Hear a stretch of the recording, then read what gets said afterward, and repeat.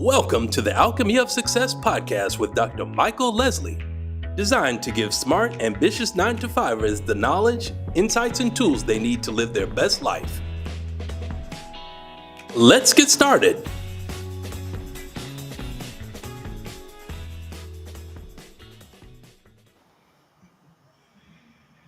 Good evening and welcome to the 7th episode of The Alchemy of Success, how to get what you really want out of life. And we've been visiting several topics, some in the domain of finances, others in the domain of self-expression and relationships. And tonight we have a very special guest, Patrick Smith, who's going to talk to us about not just relationships, but about health and the impact that our health or lack of it can have on our relationships and our ability to express ourselves fully. So here we have now an introduction to Patrick Smith. Patrick Smith, a throat cancer survivor, teacher, and thought leader, is ranked by the Grammys as one of the top 25 music educators in the United States. As a teacher, he helps people uncover, develop, and express their own pathways to success. He began his own journey to expertise in music at age 3 under his mother's piano, learning by ear to play her favorite pieces. His parallel journey to the martial arts began at the age of 8 and has continued over the past 60 years to his current status as a Grand Master ranked instructor with Dillman Karate International and a certified instructor for Yuan Taichi Academy of America. He is also a master of the healing arts of Chinese traditional medicine with an emphasis on Qigong. As a thought leader, Patrick combines his understanding of world philosophies, healing arts, and meditation practices into an integrated method of self-healing delivered online through his website, The Mystical Demystified. On this podcast, Patrick shares his insights on the nexus between music, meditation, and well-being. So, Patrick, Renaissance man, welcome to our podcast. Thank you, sir. You're very interested in our talk tonight about how we combine music, meditation in a way that supports our well-being. I know that you've had a tremendous career as a music teacher, Qigong's Chinese medicine specialist, and I have your own practice in this area now. So I do. why don't we start out with you telling us a little bit about how you transitioned, if you would, from the role of educator, if you would, music educator with a tremendous amount of success, and then into this field in which you're working now with energies and the body. It's well, first of all, thank you for the lovely introduction. I feel like I should be taller and better looking, but but I'm actually still in education, and I have transitioned in a way that has integrated all of the different practices that I have had for my entire life into the way I approach kids in the classroom and the way I approach adults on the street. The the basic principle behind all of it is to be relaxed, listen before you speak, observe, wait for people to present who they are today. When I meet a perfect stranger, I open up and let them show me who they are. And when I'm dealing with someone, a student perhaps, or an adult that I've known for a long time, the person that I'm looking at right now is not the same person I saw last time I saw them. Everyone changes from moment to moment.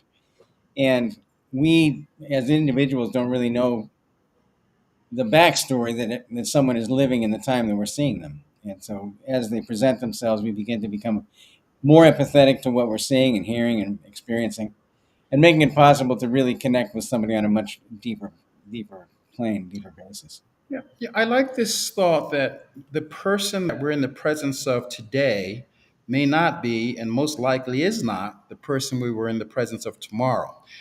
I wonder if you could elaborate on that in terms of how open and flexible one might need to be in order to be present for the person that's actually in front of us, rather than our memory of that person or our previous experience of that person. Yeah, yeah. How do you bring yourself to the present with someone that you've already known, you already have a story about, and you want to be with that person now? Well, I'll give you an answer on two levels. I've been married 35 years, and I don't presume to know what my wife is thinking at any given moment, which could be a safe thing to do. But I do know that she runs her own business and that she is dealing with stuff that's way outside of my field. And if I go in with an expectation of what I'm going to encounter, then I am judging the situation before the situation has even presented itself. I have an opinion about what's going to happen based upon no knowledge, only the assumption that I actually know what she's going to say in advance. And when it comes to the work environment with the students I have, the teachers that I work with, we don't know what happened this morning at home. We don't know what happened last night at home, or even if someone was at home. In the case of some of my inner city kids, it's a real long shot to know whether or not they were actually at their own home last night, sleeping and eating and having a safe time. So when we see someone fresh, I was taught this by a great teacher named James Zawada. Observe and try to be open-minded and just feel their aura, feel the vibe that's coming off of them, and listen to their voice. Not so much the words, but the calmness in the voice or the tension in the voice, any shakiness in the voice. Are they looking around? Are they looking you in the eye? Be observant and be quiet. And you will get a lot of information from someone that you can then address in the ways that will be most appropriate and the most loving and the most helpful for everybody concerned. Well, let's take a look at that a little further. Okay. So, normally or sometimes, maybe even often, we're in the presence of someone where we may be upset.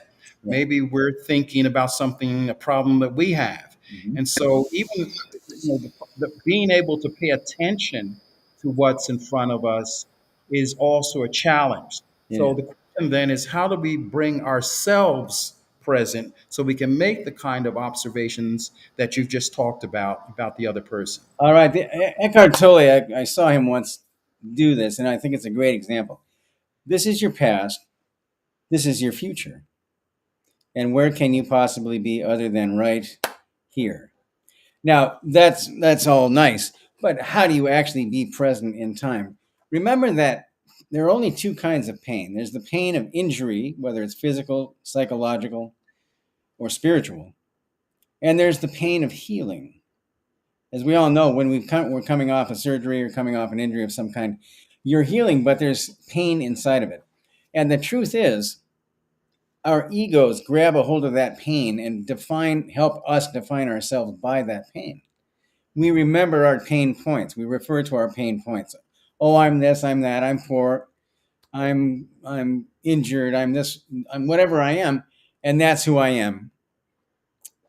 When I am looking at someone, I take those anger pain points and remember for myself that that pain is actually gone. And if I choose to remember it now, I'll reignite that pain. But I really would have to concentrate really hard to keep the pain alive. But my ego wants me to do that. My ego wants me to say, "Oh, I'm this. I'm in pain. This person took something from me, or I'm angry at them, or I hate myself." And we have this argument going on in our mind constantly while we're addressing someone, and it completely impacts our perception of the situation we're in. Freud famously said perception is projection. And so I will choose to see in you the pain I'm experiencing myself and very possibly blame you for that pain. But when I realize that I'm choosing to hold on to that pain, through meditation, I can practice letting it go. And it doesn't take that long to figure out how to just let go of that pain. You can refer to it. You can look back upon it and re-experience the pain or process it in a way that you don't have to deal with it really anymore. But that is the way I personally go into every situation, whether it's with someone I know or someone that's new. I try not to, and it's practice. I will not say I do not judge. Of course I judge. Everybody judges. But I know that my ego is the thing that's causing me to want to judge. And I can just ask that ego to be quiet for a minute and step aside while I just take in what is being presented as the truth in this moment. In a previous conversation with you, you talked to me about your own health challenges Yeah. or self challenge, a specific one. And Yeah. I thought beyond the health challenge that probably as a practitioner of the martial arts, you've probably experienced some pain I should say in so. that practice, right? Yeah. And your students have probably experienced some A pain little too. bit. Yeah. So give me a picture or walk us through how, and let's use the example of the martial arts. You know, you're impacted by someone Yeah. when you're doing a maneuver, perhaps, or if you fall, or Yep. maybe you're pushed. Yep. And how do you apply what you've just said so that while you're using your body, and if your body is being quote unquote hurt, that you're able to separate yourself from that hurt and continue on or maybe even dissolve that pain? Excellent, complicated question, but an excellent question. So when you attain a certain level, especially in Dillman Karate International, most of the high rank guys in that organization choose to go down a healing path. You get to be a third or fourth, fifth degree black belt, and you know how to hurt people. And for myself and a lot of the guys that I know, friends of mine in the martial arts, you ask yourself, why am I doing this? I've been learning to beat people up for 35 years. There's got to be more to this. And invariably, the universe presents a situation where you can actually learn healing techniques. And so when I was exposed to that side of it, and it really started in 1975 for me, I began to take on the notion that there is a path here that goes far beyond pain. And it can lead to what a lot of people like to call enlightenment, in the sense that you recognize the truth around you. So I'm very proud of two gold caps that I have, one over here and one over here, because I was in a demonstration and my instructor, George Dillman, hit me. He didn't hit me hard, but he cracked two of my teeth. And in the process, I was knocked unconscious lightly. And he revived me using techniques that we learn that are based on traditional Chinese medicine. And I learned the techniques by first having them performed upon me. And then I was able to experience the healing side of it by helping other people who had themselves been injured, sometimes by me and sometimes just in the world. I had a great experience, about 15 years ago in New Haven, Connecticut. I was coming home from a New Haven Symphony Orchestra rehearsal. I performed with them for many years. And I was guided to a street that I would not normally go down. And when I say that, like a voice in my head's go down this street. And I go down the street, and there's a man walking out of a bar, and he collapsed in the middle of the road. And I thought, my goodness, he's really inebriated. And so I began to drive around him. Nobody else on the street, no cars. And this voice says, stop, turn around. I went, oh, this is why I'm here. So I turned around, put on my hazard lights, got out of the car, grabbed my phone, dialed 911 and said, there's a man collapsing on the street. Here's the street. And I went over to him and I checked his pulse and he was gone. The big gone. And I thought, well, okay, I wonder if I can get him back. So I set him in a particular position that we train in Dillman Karate. And I did a number of techniques on his back and stimulating his heart with, light palpitations. And I got his pulse back. And I sort of drug him over to the curb, and eventually the ambulance showed up. And his friend came out and said, did you hit him with your car? And I said, no, he collapsed in the street.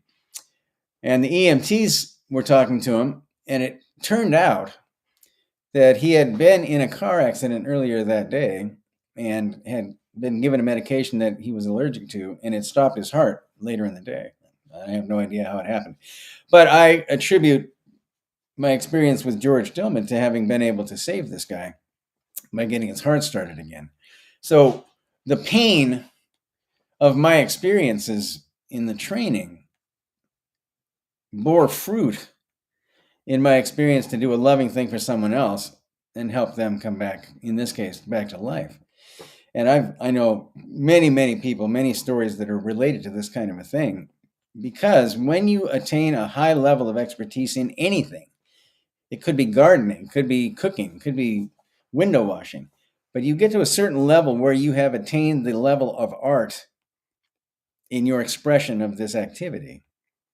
The universe opens up to you and says, okay, you're here now. Let's look at all these different options. And if you're open to them, paths will be open. The reason I'm here tonight, thank you again, is because through a series of connections and the work that I've been doing, I found you and you found me. And none of this is an accident. The universe will provide everyone with exactly what they need when they need it, which sort of bridges me into the idea of meditation. What, thoughts are things. And I believe that every word we say, every move we make, every thing we do is in itself a prayer. And it is filtered through our subconscious mind. And I believe that we're all, a sliver of the divine, whether you're an atheist, whether you're a Christian, whether you're Muslim, Jewish, we're all connected to the same source. And that source hears what we are saying and what we're thinking.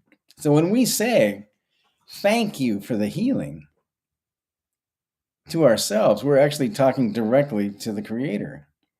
And we're not saying, please heal me. Which, I had this cancer surgery in my throat. I'm the poster child for healing over at this hospital, because when I was diagnosed, I immediately began to work on healing myself, knowing that the surgery that was coming and the radiation that came and the chemo that did not come because I didn't need it was all a product of Creator. Everybody that came up with the machine that did my surgery had an idea. And the idea was in their imagination. And they made the idea real by somehow creating the machine that did the surgery, or the drugs that we take at hospitals to heal, or the books we read they're healing, or the bridge we drive across on our car. All of it comes from human imagination. And Einstein said the only thing faster than the speed of light is the human imagination. So if I imagine that I am healed and I agree that I am here, as opposed to living in my future, afraid of what's coming, or mourning the past for things that I had that are way better than what I have now, if I can actually practice being here and saying, thank you for the healing, not a prayer of petition saying, oh, please heal me, please save me, please give me this, please give me that. I promise I will do these things. No. Thank you for the healing is saying to Creator, through my ego and through my subconscious mind, that I am already healed. Thank you for the abundance. Thank you for bringing me an opportunity to be on this podcast with you. I was thanking that gift in different ways before I even met you. And so when we believe that we already have this abundance, the abundance presents itself. Let's take that thought and apply it, if we could, to how we can manage our relationships. Now, you said that in the physical, we've got a pretty good idea of how you can begin to affirm your healing in your physical body, how you can let go of, by not focusing on it, the pain or the suffering that you might be temporarily feeling. Yeah. In relationships, sometimes this pain or this discomfort is something that's pretty well entrenched. It Yes. may be a long-term Yes. feeling of dissatisfaction. Yeah. So the question is, uh, how do we use your healing techniques in relationships, especially relationships that are perhaps have been ongoing for some time, Yes. and which there is a sense of hurt? Yes. I would invite you, and I have two ways to answer this. I can create a scenario, but I would love to do this live right now with you. And I would ask you, you've only known me now for a couple of days.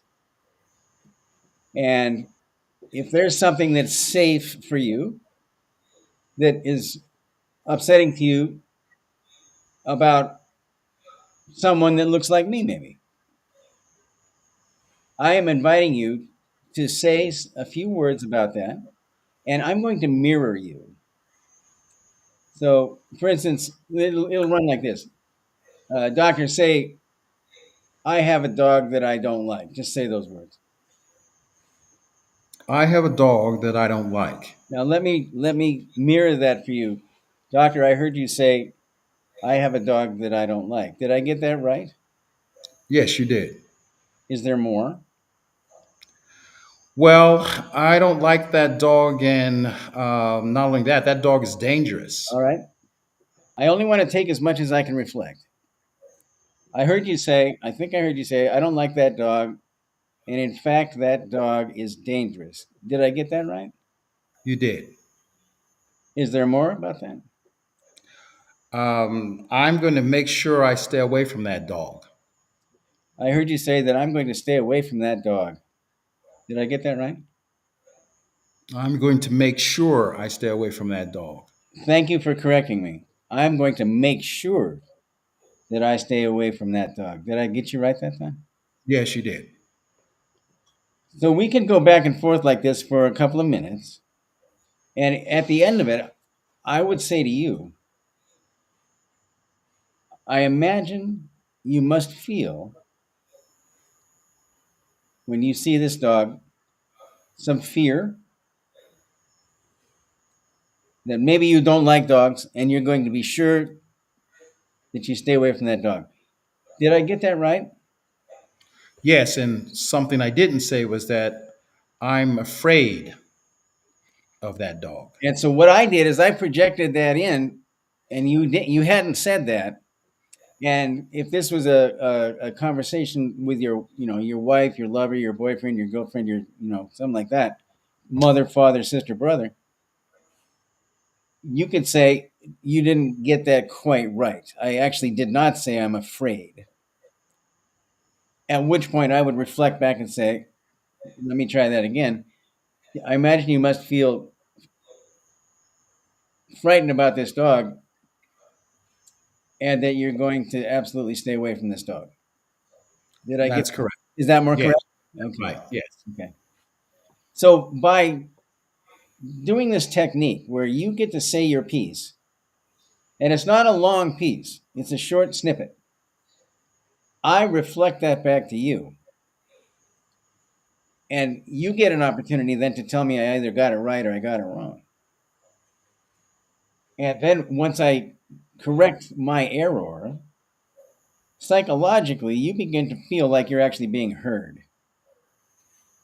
And when I'm working with students or particularly parents at my school, I use this technique all the time because it de-escalates very quickly the tension and the fear and the trepidation that people bring into parent-teacher meetings in schools. Especially, I work in the inner city, and in case we didn't notice, I'm Caucasian, and sometimes that is a trigger for some people. And to help them navigate what we're really there to do, which is a loving thing for their child, a loving thing for their family, we have to work our way through the notion that there's a barrier here that we presumed was there when we came in. We create the barrier out of our fears. And usually what happens in a conversation, if you ever get in a conversation, you're arguing with someone, raise your hand if you're answering their question before they even ask it. Raise your hand if you are processing your response to something they have barely even said. We're jumping ahead of ourselves and we don't hear the person and what they're actually saying and actually how they're saying it. We prejudge the answer. We prejudge the situation before it's even presented itself. So I've worked this, my wife and I practice this. We used to practice it like every day, a couple times a day, just to practice the technique. And I attribute this technique to us surviving 35 years of marriage and raising two kids. Because there's anybody out there that knows that's married, there are days when it's just like, I wonder what's going to happen next, you know? I wonder if I should eat that dinner or maybe I should order out. But but it's true. Our egos are screaming at us. Don't do that. Don't listen to that. You're right. They're wrong. You know, they have something they took from you and you need to get it back. And that little voice that's saying, maybe not. Maybe, maybe just calm down and listen to this. The loudest voice in your head that always speaks first is your ego, and it's always wrong. It's always wrong. It's trying to set you up. But that little voice that's in there, that if we're quiet and through meditation, we really learn to hear this. That's the one of reason. That is the one of healing. That is the one of love and compassion that says, you know what, there's a way through this. The hardest things, you list all these people in sports, in business, I'm not sure about politics, but there are several ways to get through a situation. Over the top, around the sides. Maybe you don't go through it at all. But the situation is still there unless you go directly through it. If you face it, work your way through it, then the situation is handled. And we're living it between, we're trying to be safe between catastrophes. So we had this catastrophe happen someplace, sometime, and we're all like, oh my God, look at this horrible thing. And we're coasting along, waiting for the next thing to happen. We're afraid of what's coming and when it's going to arrive. And we mourn the loss of what was good in the past. Or if it was bad, we think, thank God that's by what's coming next. And that's the way the human psyche works. You know, I've heard a concept related to the last part of what you said, that we're carrying, we're not only are we on automatic, we're carrying like as though we're already charged, right, as we go into every situation based on our experience from the past. So Yeah. we're never really there freely open, available. We're always there with something in the space, right? And Yeah. so this idea that one would want to be present to whatever's going on with oneself Mhm. would be is very powerful, because then if you are present and then you can set that aside, then you can be present to someone else. Yeah. So here's a question for you, and I think we'll take a little break for some people. I see people are arriving, continue to arrive. So let's have your introduction again. Patrick Smith has a website and a course that is called The Mystical Demystified. But I want you to hear more about who he is and what his background is. So we're going to run that again. Patrick Smith, a throat cancer survivor, teacher, and thought leader, is ranked by the Grammys as one of the top 25 music educators in the United States. As a teacher, he helps people uncover, develop, and express their own pathways to success. He began his own journey to expertise in music at age 3 under his mother's piano, learning by ear to play her favorite pieces. His parallel journey to the martial arts began at the age of 8 and has continued over the past 60 years to his current status as a Grand Master ranked instructor with Dillman Karate International and a certified instructor for Yuan Taichi Academy of America. He is also a master of the healing arts of Chinese traditional medicine with an emphasis on Qigong. As a thought leader, Patrick combines his understanding of world philosophies, healing arts, and meditation practices into an integrated method of self-healing, delivered online through his website, The Mystical Demystified. On this podcast, Patrick shares his insights on the nexus between music, meditation, and well-being. Okay, Patrick. So I think we want to pick up or pivot, as some people would say, towards the role of music in all of this. We've All heard right. about meditation, about being present, about taking oneself out of the interaction so that one can be present to the whoever's in front of you. But we haven't had a chance to talk about music, and we haven't had a chance to talk really about Chinese medicine as part of this process. But Mhm. I'm interested in hearing about music right now. So, how does music contribute to one's ability to be present, to be pain free, and to manage one's relationships? Excellent question. Music, regardless of the style, regardless of the genre. I grew up with classical music, and I've made most of my performance living either playing in symphony orchestras or Broadway shows or Las Vegas style acts that were on tour. Lots of different kinds of music. And one thing I've learned is that our bodies are vibration, our bodies have frequencies. Music has frequencies. And at particular volume levels and particular structures in music, when we listen, the music actually creates a pain response in our bodies or a harmonizing response in our bodies. And it's not the genre of the music as much as it is the volume of the music. You go down the road, you listen to people's cars, and they're blasting some kind of music. I've heard people playing Beethoven unbelievably loud. I hear a lot of hip hop where I work and where I live. And what happens physiologically is that when a particular volume level of music is reached, the eardrums and the central nervous system register pain and dump pain relieving brain chemistry into the body, which is addictive. We become addicted to our own pain relief. I had a student years ago who actually played the violin, but he listened all the time with headphones on to heavy metal, really, really loud. And I said to him, "Why do you do that?" And he said, "Because it makes me feel good." And that led me down the path of, well, let's look at what this is. It's a pain response. And so when you listen to the music of your choice, it's all good. But if you listen to it really loud, I would visit the idea that you're looking for some kind of relief from stresses in your life. There's that, what is that movie? Oh, shoot, I wish I'd looked this up. It just came to me. It's the one about the 2008 financial crash, and the protagonist was an autistic fellow who came up with a formula. A lot of you will know what I'm talking about. And he played the drums in the movie. And he went into his office and just crashed these drums so loud. It was his therapy.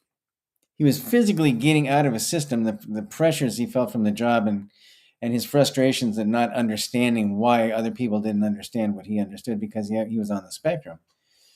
But the volume he was playing was creating a pain response that allowed him to calm himself through the dopamine that was being dumped down into his body, as opposed to the adrenaline and I think cortisol, other chemistries.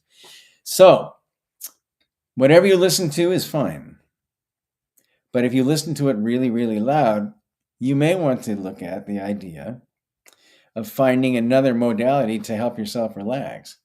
Now, some people go to drugs, some people go to alcohol, some people have these various maladaptive behaviors that they use to cope with their lives. But as I move toward the healing side in Qigong, I have to bring up the idea of how we breathe. Is this an appropriate time to do that for you, sir? This is the perfect time. All right. You look at yoga, you look at meditation, and everybody always says, okay, breathe in and relax and find a comfortable spot. But I like to take it a step further. When you breathe, you have a choice about your breathing. If you breathe a particular way, you can change the pH of your lungs. So it chemically calms down your body. So if we flash back in time about 70 years, a doctor from Ukraine and his wife named Konstantin Buteyko went to Moscow. And they were charged with the task of helping people in Moscow that had asthma. And there was a great shortage of any sort of medication in the 50s that would ameliorate the effects of asthma. So they said, well, let's look at the biochemistry of this. And they came up with a breathing system that's based upon ancient practices from India and Tibet, China. And that it was named after them, finally. It's called Buteyko breathing. Konstantin Buteyko. You can look this up, Buteyko. The idea is that in the West, in particular, we breathe too much. And because we breathe too much, we're always forcing our lung chemistry either to alkalosis or oxidosis. We're either too rich or too poor in the pH rating.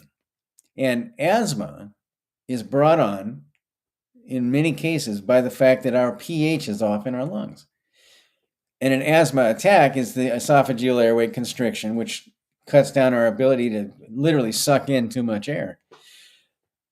It's a great feature in the human body, but the problem is the human mind. And that being, we panic. People that have asthma, suddenly it's closing, they're constricted, they can't breathe, they begin to panic.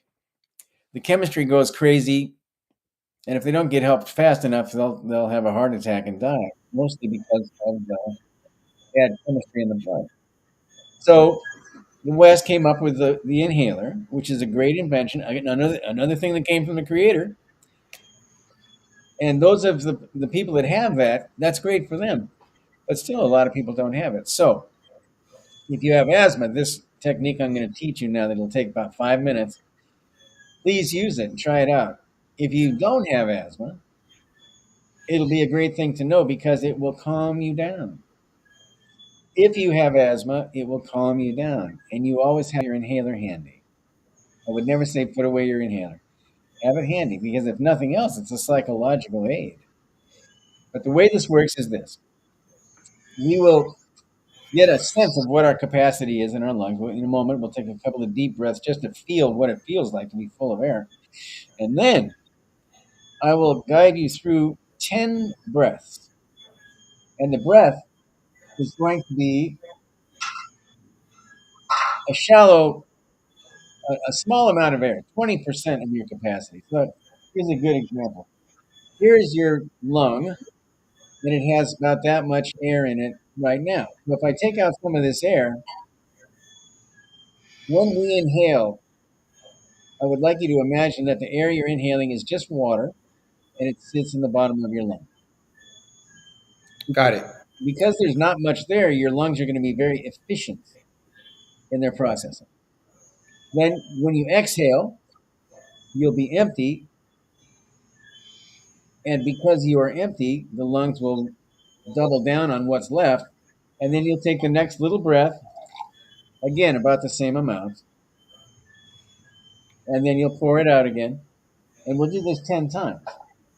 And what will happen is that your lungs will extract exactly what they need from the small amount of air you're giving them. They'll balance your chemistry internally in the lungs, and the blood gases that leave your lungs for your blood and your organs will be perfectly balanced. And if you're having an asthma attack and you can manage to do this, it'll stop the attack. I've seen it happen many times. I've taught this to hundreds and hundreds of people. So if you want to try it, join in with me now. Again, this will take 3 or 4 minutes. So let's start with an inhale through the nose so the air we're taking in is clean. Big breath. A little more. Little sniff, and now let it out. Gives you a little light head, doesn't it? We're going to do that one more time, and this time pay close attention to what your chest and your stomach, everything feels like. Ready? Breathe in. Again, a little more on top, and now let it out. Out through the mouth. And now let's begin. Just follow my voice. 20% in, 100% out. Breathe in, out, out, out, out, empty. In, out, out, out, out, empty. In,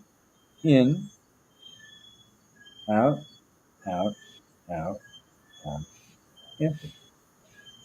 In,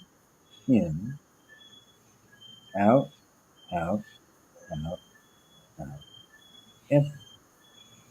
In, out, out, out, out. Empty. In, out, out, out, out. Empty. In, out, out, out, out. Empty. Three more. In, out, out, out, out. Empty. In, out, out, out, out. Empty.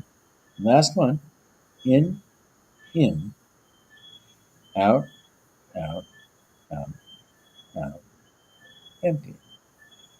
And now just relax and breathe normally. And take a little inventory of your head. Take a little inventory of your body. How do you feel? Well, there's some things I can report. First off, my voice is going much deeper than it was before. And Mhm. the other experience I'm having is that I felt is that my abdominal muscles let go. Yeah, So I was relaxed there. good. And then all of a sudden I realized that I'm much more at peace now than I was when we started this conversation. So Beautiful. that is beautiful. Yeah. And the thing of it is, let's call that we just did, oh, I don't know, 2 minutes of what we can call a meditation. A meditation is not turning your mind off. It's not pushing away thoughts. It's not fighting with yourself. It's just creating an opportunity to focus on something for a short amount of time. And when you breathe like this and do an activity like running or golf playing or playing music or playing cards, with the idea of being gentle with yourself and focused on one thing, that is a meditative process because you've lowered the chemistry in your blood to the point where your body is truly relaxed chemically. And this is why I call my website The Mystical Demystified. So much of this stuff is the trappings of bells and incense and robes and beads and crystals. They're all great and I love them. But you don't have to fish your way through all of that stuff to get to the basic facts of how this stuff actually works. And this technique of breathing, this particular technique, there are many techniques, and some are dangerous and some are helpful and some don't do much. But this particular one is totally safe and it works every single time. I go to Yale for my checkups from the neck up after the surgery. And I was in there literally the other day, and they took my blood pressure, and I was nervous about something. My blood pressure was 147 over 92, which is ridiculously high for me. And the nurse was like, "Oh, well, that's odd." And I said, "Would you take it again?" And she said, "Okay." So she had to type something. And I did this breath. I literally did this breath 4 times. She put the cuff on, she measured it. It was 121 over 79 in less than 20 seconds. It just dropped the bottom right out of my blood pressure. It really, really works. And so when I'm addressing someone in a conversation, if I'm feeling my fire come up, I just lower down my own fire in my mind. I calm and I do that breath, and I can have a loving conversation. It opens my consciousness up to the point where I can recognize my ego jumping in and trying to set me on fire when I don't need to be set on fire. This is all so important for all of us. Many of us are involved at one time or another, not only just in our personal relationships, as you pointed out, that sometimes have a blockage or sometimes feel, I like your term, on fire, but that also happens a lot in the business environment, especially when we're trying to advance, have an intention that wants to be fulfilled, or maybe we perceive someone as thwarting Yeah, our intention, and so this automatic response of attack or defense or maybe even both yeah, emerges.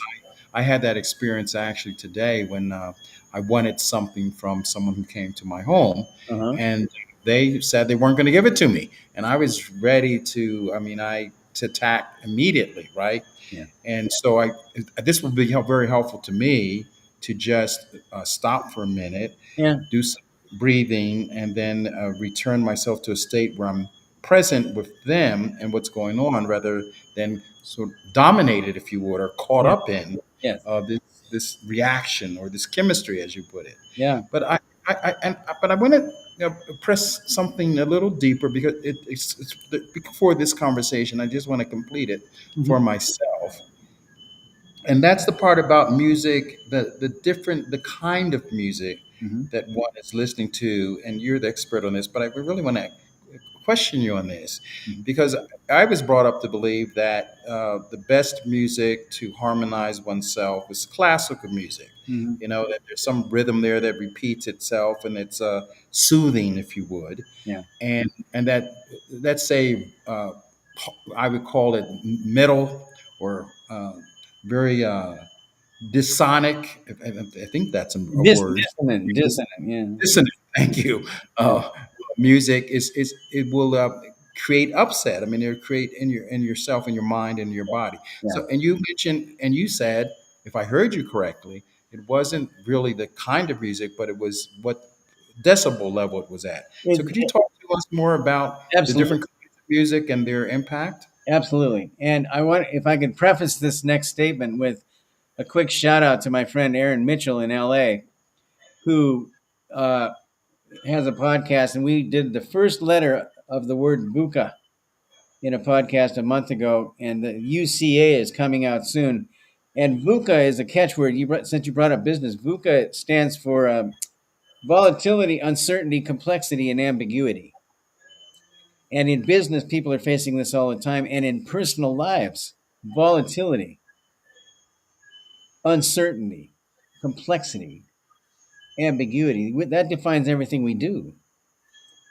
And when you look at it from the standpoint of what is volatile here, am I volatile or is this volatile? And can I ameliorate or can I help calm the volatility down by the way I approach it?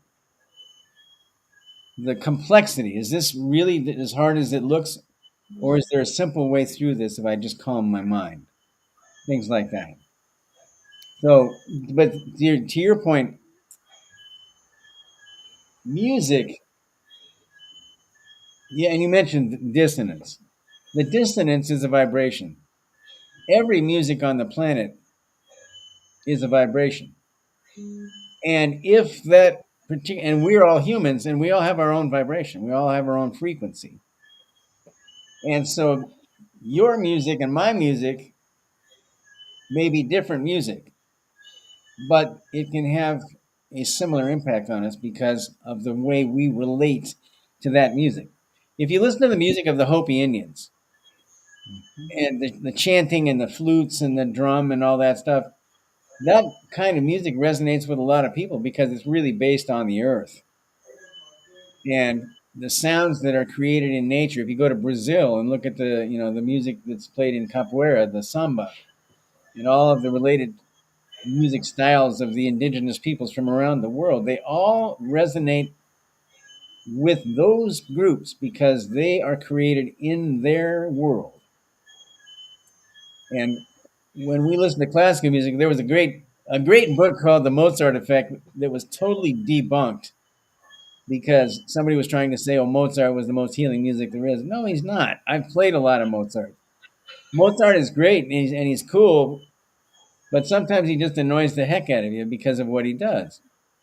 And your ego grabs a hold of things, and suddenly you're kind of going like this. How did he do that? Why did he do that?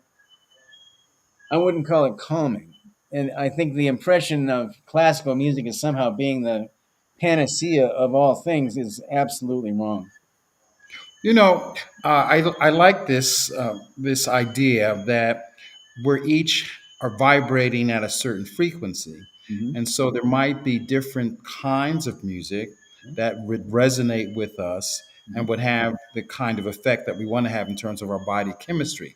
Right. So that's really, there's a kind of a cultural, what do they call it, arrogance sometimes that people have, that the music that comes from perhaps Europe, or maybe even comes, as you said, from Yeah. Latin America or someplace, is better than any other music, right? Yeah. But there may be because that resonates with them, Yeah. right, and not Right. necessarily.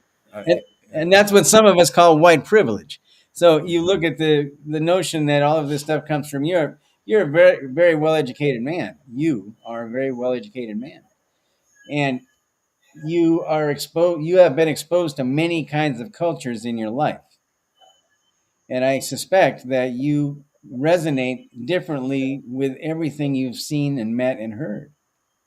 But I wouldn't. I would bet that you would not say that any of it is bad. It's just different. And so if I look at this, I have this bowl. I mean, if I hit this one time, is that music? Or does the music have to have a melody? Does the music have to have a harmony? Or can it just be a single sound? There's a great Japanese expression. It's Ichion Jobutsu. It means one sound becomes Buddha. And the idea behind that, well, there's a lot of ideas, but for me, the idea behind it is that if you find your sound, then you will advance in your life. Now, musicians use that expression, look, you got to find your sound. How do you find your sound? You listen to a whole bunch of other people, you copy them, and through that copying and the expression of imitation, you begin to discover who you actually are as a musician.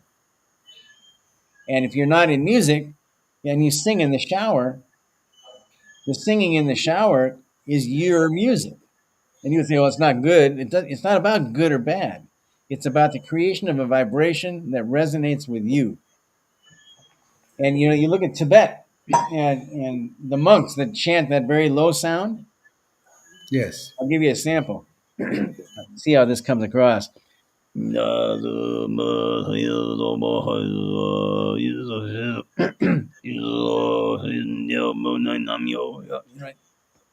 You need a drink of water after that. But could you hear that? Yes. That low sound takes years to develop. But what it does when you do that chant, it vibrates your heart.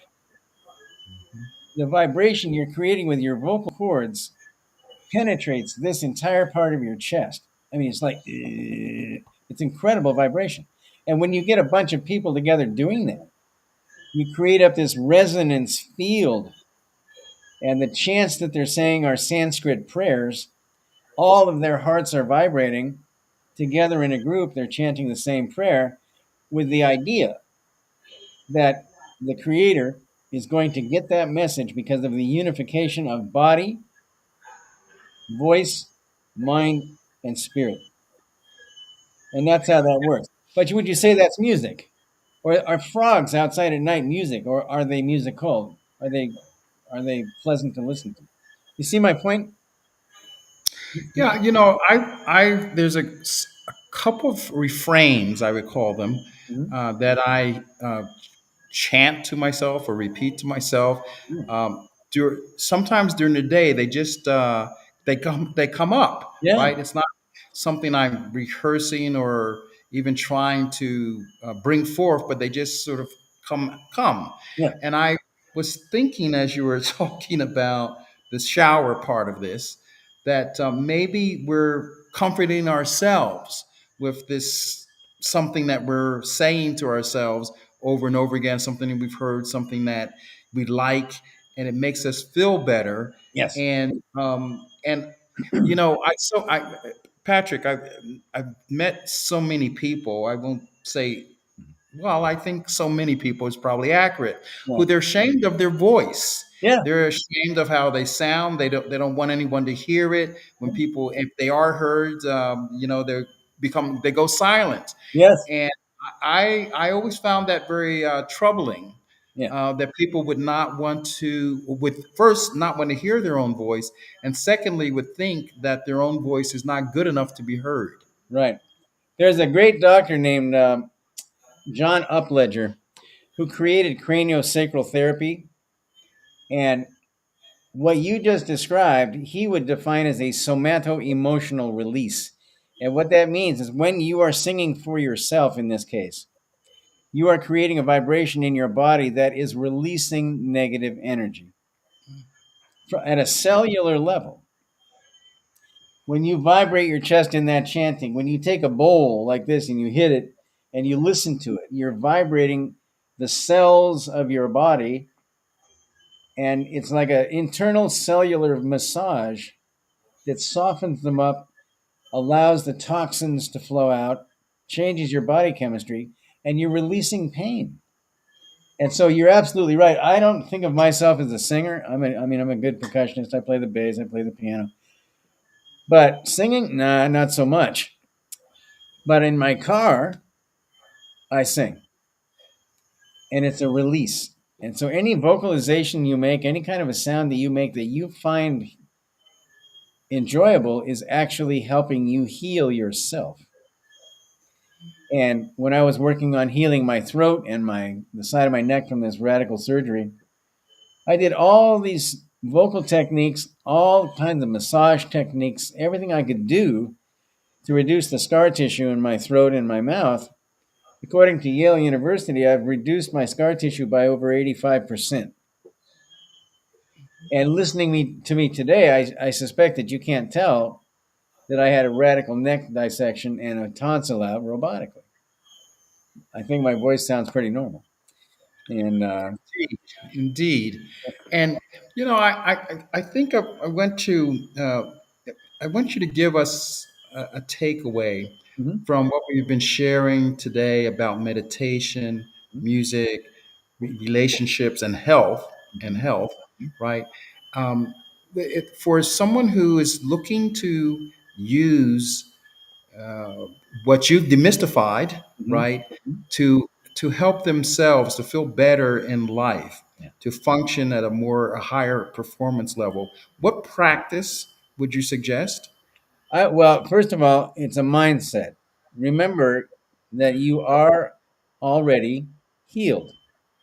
We live in a time frame on this planet as human beings in this dimension that requires linear time to define our lives. And the notion of mindfulness is that we remove the notion of time, almost in denial of the fact that there's anything but this instant. There is only the ever present now. Well, that's kind of a big pill to swallow. But when you engage in gratitude for things that you have already realized, gratitude for things that you want to have happen, putting it in the framework that it is happening already, it helps take the time out of your equation. So, for instance, as I said earlier, I am grateful for the healing. I am grateful for abundance. I am grateful for the money. I am grateful for the happiness. I'm grateful for Michael Leslie. I'm grateful for the guy I'm going to meet tomorrow that I don't even know, but I know I'll meet him tomorrow. And when that instant comes on that linear plane, you're in that instant. So in this instant, I am healed. Here goes the instant. Oh, it's over here now. I am healed. Oh, it's over here now. I'm healed. It's the mindset of I am. And as the burning bush said to Moses, I think, Moses says, "What do I call you?" And the bush said, "I am. I am that I am." For all you Bible scholars out there, right? So I am is I, Pat Smith, am, but that sliver of me that is the creator is I am as well. And so when I say I am healed, and then I say I am grateful for the healing, the two parts of me, the creator part of me and the spiritual part that I am of the creator, this one is saying, hey, Pat, you're already healed. I am healed. I am grateful for the healing. And we have that conversation in our head about anything we need to manifest. This is manifestation. And if you need a new car, you can manifest a new car. If you need a heart transplant, you can manifest a heart transplant. A way will be presented by the universe for you to go to a hospital and have a heart transplant. It's all in the way you approach your thinking. Being in the present is saying, I am abundant, not I will be abundant or I want to be abundant. I am abundant. And relationships, jobs, work, money, whatever it is, if you decide that it is yours now and you have it, it will present itself. And I have 1,000 things I can tell you about. We don't have time, but that this is worked for, and it's always to help someone else. I gave a girl the other day a $1,500 flute.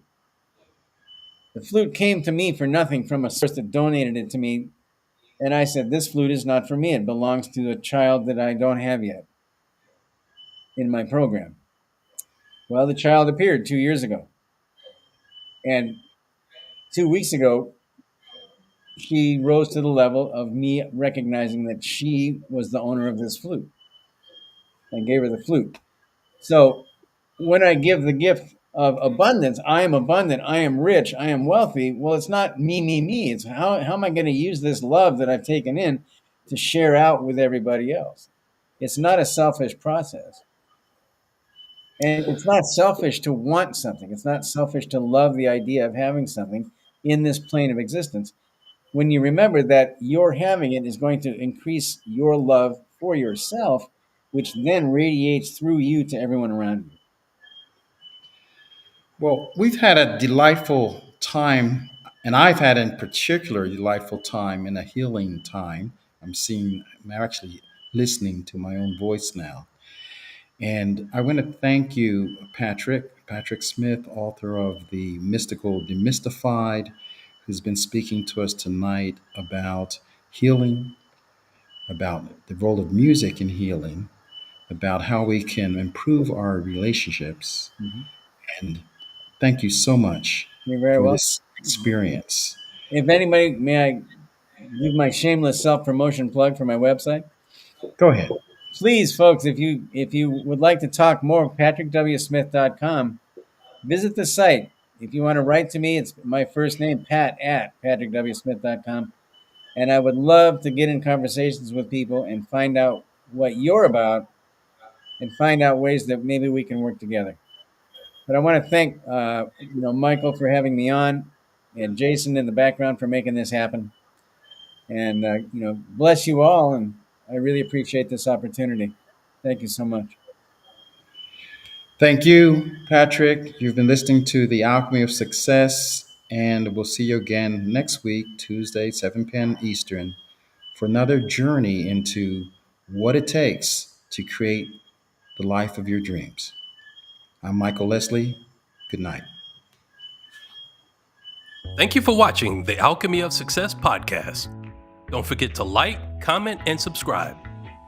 See you next week.